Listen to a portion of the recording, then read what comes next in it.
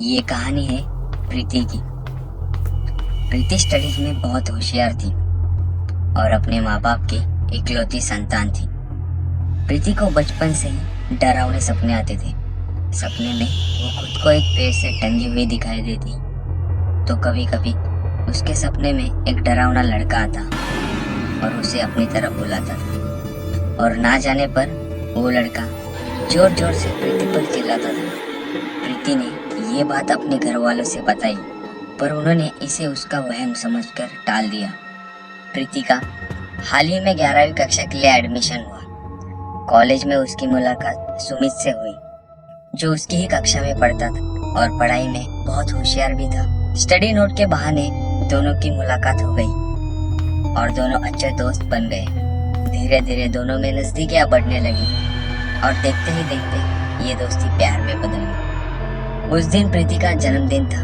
प्रीति के सारे दोस्त और रिश्तेदार उस पार्टी में शामिल थे। पार्टी खत्म होने के बाद जब प्रीति सोने के लिए अपने कमरे में गई, तो उसे लगा कि उसके अलावा भी उस कमरे में कोई मौजूद है। प्रीति जल्दी से अपने बिस्तर की ओर बढ़ी और लाइट बंद करके सो गई। कुछ देर बाद जब प्रीति ने करवट बदली, तो देखा कि उसके पास वही लड़का खड़ा था जो उसके सपने में आता था। प्रीति घबराई। वो डर के मारे कमरे के एक कोने में जाकर छुप गई। उसका बदन पसीने से लथपथ हुआ था और डर के मारे उसके मुंह से आवाज भी नहीं निकल रही। वो लड़का प्रीति के पास आकर बोला, प्रीति घबराओ मत, मैं समीर हूँ, तुम्हारा समीर। प्रीति थोड़ी हिम्मत करके बोली, कौन समीर? उस पर वो लड़का बोला, वही समीर जो तुम्हारा 18 साल से इंतजार कर रहा है। प्रीति ने बड़े आश्चर्य से पूछा, 18 साल से? उस पर वो लड़का बोला, हाँ 18 साल से। पिछले जन्म में हम दोनों एक दूसरे से बहुत प्यार करते थे, लेकिन हमारे घर वालों को हमारा प्यार बिल्कुल पसंद नहीं। इसी के चलते हम दोनों ने खुदकुशी कर ली थी, क्योंकि तुम्हारा अंतिम संस्कार विधि पूर्वक हो गया था, इसलिए तुम्हें दूसरा जन्म मिल गया और मैं तुम्हारे तलाश में 18 साल से भटकता रहा। यह सब सुनकर प्रीति की होश उड़ गई। वो लड़का बोला, चलो प्रीति, अपनी दुनिया में जहाँ सिर्फ तुम और हम दोनों होंगे। इस पर प्रीति बोली, नहीं, मैं नहीं होंगी और मैं सिर्फ सुमित से प्यार करती और किसी से नहीं करूँगी और उसके साथ ही रहूँगी। यह सुनकर वो लड़का मानो पागल हो गया। उसकी आंखें लाल हो गई और वो जोर जोर से चिल्लाने लगा।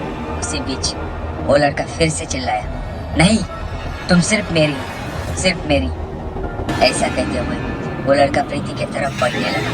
प्रीति डर के मारे जोर से चिल्लाई और वही बेहोश हो गई। अगले ही दिन से प्रीति की हालत बिगड़ने लगी। वो जहाँ भी जाती वहाँ उसे उस लड़के का चेहरा नजर आता। कभी कभी उसके कान में आवाज आती, तुम सिर्फ मेरी हो, सिर्फ मेरी। एक दिन सुमित प्रीति से मिलने उसके घर गया। सुमित ने देखा कि प्रीति अपने कमरे के एक कोने में बैठी है। दिनेश उसके पास गया और उससे कहने लगा, प्रीति देखो, मैं आ गया हूँ, तुम्हारा सुमित। जैसे ही प्रीति के कान पर यह शब्द पड़े, प्रीति जोर से चिल्लाई।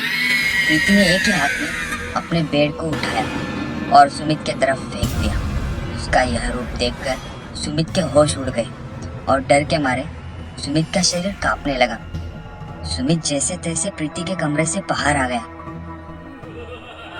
सुमित ने फिर कभी प्रीति को कॉल नहीं किया या फिर उससे मिलने की कोशिश भी नहीं। थोड़ा और समय बीतने के बाद प्रीति की हालत बद से बदतर हो गई।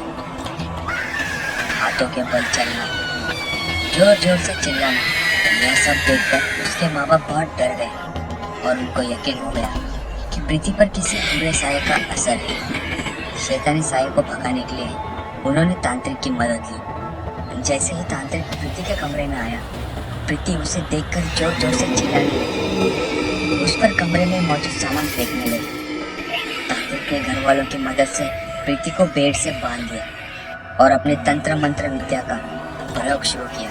यह प्रयोग रोज चलता। जैसे ही तांत्रिक अपना प्रयोग शुरू करता, प्रीति जोर जोर से चिल्लाती। वो साया प्रीति के शरीर को नुकसान पहुंचाता। यह प्रयोग 10 दिन तक चला।